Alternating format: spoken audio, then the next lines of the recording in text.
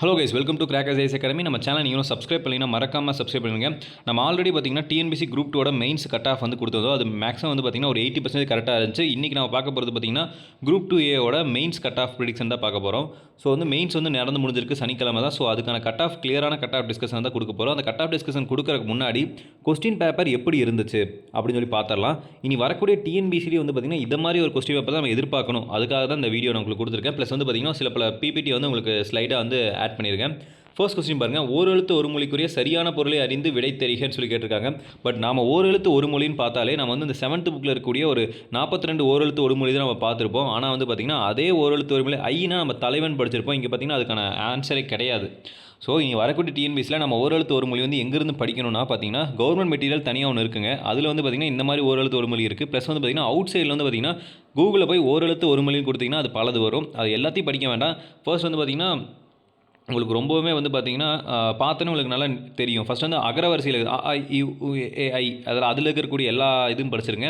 அதுக்கப்புறம் வந்து பார்த்திங்கன்னா கொஞ்சம் இந்த 42 ஓரெழுத்து ஒரு மொழி இருக்குது பார்த்தீங்களா, அந்த 42 ஓரெழுத்து ஒரு மொழிக்கு வேறு ஒரு பொருள் இருக்கும். ஸோ அதையும் நீங்கள் வந்து பார்த்திங்கன்னா அதை படிச்சு வச்சுக்கோங்க. ஏன்னா வந்து கேட்டிருக்காங்க கேள்வி, அதனால தான் உங்களுக்கு வந்து கொடுத்துருக்கேன். இனி வரக்கூடிய டிஎன்பிசி குரூப் 2 குரூப் 4க்கு இதே மாதிரி கேள்வி தான் நீங்கள் வந்து எதிர்பார்க்கணும். ஸோ அதுக்கேற்ற மாதிரி நீங்கள் தயாராகிக்கணும்னு சொல்லிட்டு தான் நான் வந்து பார்த்திங்கன்னா அந்த PDF வந்து உங்களுக்கு ஷேர் பண்ணுறேன். அடுத்த கொஸ்டின் பாருங்கள், ஒரு பாடலோட வரியை குறித்தது. இது வந்து பார்த்திங்கன்னா எந்த ஒரு பழமொழியை வந்து பார்த்திங்கன்னா விளக்குது அப்படி சொல்லி கேட்டிருக்காங்க. ஃபர்ஸ்ட் கொஸ்டின் சரியான ஆன்சர் வந்து தனிமரம் காடாவதில்லைன்னு சொல்லியிருக்காங்க. பட் இது வந்து பார்த்திங்கன்னா அகாடமி நிறைய பேர் சேர்ந்து சொன்ன ஆன்சருக்கு தான். பட் கவர்மெண்ட் ஒன்றுமே ஆன்சருக்கு கொடுக்கல. இந்த ஒரு 3 கேள்வி வந்து பார்த்திங்கன்னா ஒரு கான்ட்ரவர்சியான கேள்வியாக தான் இருக்குது. யாருக்கு வந்து எந்த ஆன்சர் வந்து கரெக்டுன்னே ஒரு 100% சொல்ல முடியல. அடுத்த கொஸ்டின் பாருங்கள், இந்த வினையாளனி பெயரை பொறுத்துக்கன்னு சொல்லி கேட்டிருக்காங்க. கற்றோர், வந்தனை, வந்தாயை, வந்தானை. ஸோ அது வந்து பார்த்திங்கன்னா முன்னிலை வினையாளனை பெயரா, படற்கை வினையாளனை பெயரா, உயர்திணை வினையாளனை பெயரா, ஒருமை வினையாளன் பெயரான்னு கேட்டிருக்காங்க. அது மட்டும் இல்லாமல் மேட்ச் பற்றி பார்த்திங்கன்னா ஒரு 60 கேள்வி தான் வந்து பார்த்திங்கன்னா தமிழில் வந்து குரூப் 2A மெயின்ஸ்க்கு இருந்திருக்கு. ஆனால் மேட்ச்லேருந்து மட்டும் வந்து பார்த்திங்கன்னா உங்களுக்கு வந்து ஒரு 10 கேள்வி கிட்ட வந்து பார்த்திங்கன்னா மேட்ச்லேருந்தே கேட்டிருக்காங்க. ஸோ வந்து இனி வரக்கூடிய எக்ஸாமில் நீங்கள் மேட்ச் கான்சன்ட்ரேட் பண்ணணும், ஓரெழுத்து ஒரு மொழி கான்சன்ட்ரேட் பண்ணுறோம், அப்புறம் வந்து பார்த்திங்கன்னா ஓமையால் விளக்கப்படும் பொருள்கள், அப்புறம் பழமொழிகள். இந்த 4மே ரொம்ப முக்கியமாக நீங்கள் கான்சன்ட்ரேட் பண்ணணும். மீதியெல்லாம் பார்த்திங்கன்னா கொஞ்சம் எளிமையாக தான் அமைந்திருந்தது. பிரித்தெழுதுகளாகட்டும், பொருள் அந்த இன்னொரு இடத்துல பார்த்திங்கன்னா அந்த பொருந்தாத பொருளை கண்டறிய அது கொஞ்சம் கடினமாக தான் இருந்துச்சு. அடுத்து பாருங்கள், இதுதான் வந்து பார்த்திங்கன்னா ரொம்ப முக்கியமான கேள்வி. இது பக்கம் ஏன்னு சொல்கிறோம் பார்த்திங்கன்னா நம்ம 100 கேள்வியில் 15 கேள்வி வந்து பார்த்திங்கன்னா ஆங்கில சொல்லுக்கு நேரான தமிழ் சொல் ப்ளஸ் வந்து பார்த்திங்கன்னா கலைச்சொற்கள் வந்து இடம்பெறுது. ஸோ அந்த ஆங்கில சொல்லுக்கு நேரான தமிழ் சொல்லும் கலைச்சொல்லும் வந்து நம்ம எளிமையாக அமைதுன்னு நினைப்போம். பட் வந்து பார்த்திங்கன்னா இந்த ஒரு கேள்வி நம்ம இந்த 2 கேள்வி பார்க்கும்போது இது வந்து நம்ம 15 கேள்வி வந்து ஈஸியாக நமக்கு தூக்கி கொடுக்க மாட்டாங்க. அதனால் வந்து பார்த்திங்கன்னா ஒரு 8 கேள்வி வந்து பார்த்திங்கன்னா எளிமையாக அமையும். மீதி இருக்கக்கூடிய ஒரு 7 கேள்வி வந்து பார்த்திங்கன்னா கடினமாக தான் இருக்கும். ஸோ கொஞ்சம் சிந்திச்சு போடுற மாதிரி தான் இருக்கும். இதுக்கு சரியான விடை பாருங்கள், 174 சரியான விடை பார்த்திங்கன்னா நத்தை வகை, 175 சரியான விடை வந்து பார்த்திங்கன்னா உணவுக்கலை. ஸோ வந்து பார்த்திங்கன்னா இது அந்த எக்ஸாமால் நம்ம வந்து ஈஸியாக வந்து போட்டு வரக்கூடிய கொஸ்டின் இது 2 கிடையாது.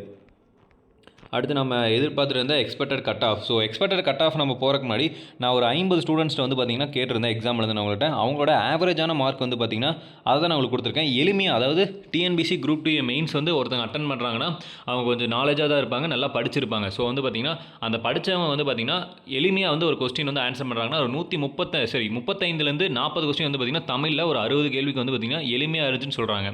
அடுத்து ரீசனிங்கில் வந்து பார்த்திங்கன்னா மொத்தம் 40 கேள்வி கேட்டிருக்காங்க.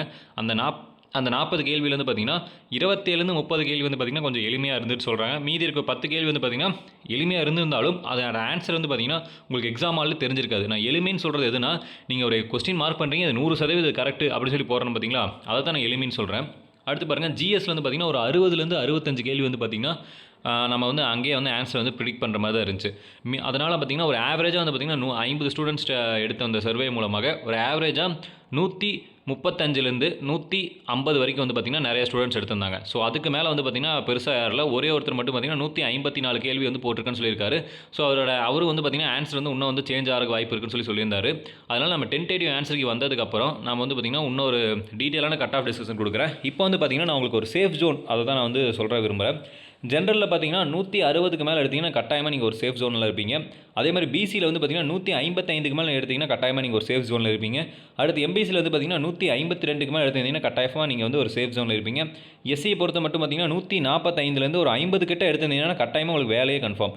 அது அடுத்து பாருங்கள் எஸ்டியில் பார்த்தீங்கன்னா 145லேருந்து 45 வரைக்கும் எடுத்திருந்தீங்கன்னா உங்களுக்கு ஒரு கட்டாயமாக ஒரு சேஃப் ஜோனாக இருக்கும். ஸோ இதான் வந்து பார்த்திங்கன்னா என்னோட கட் ஆஃப் ப்ரிடிக்ஷன். ஸோ மித்தவங்க எப்படி பண்ணிருக்காங்கன்னு எனக்கு தெரியல.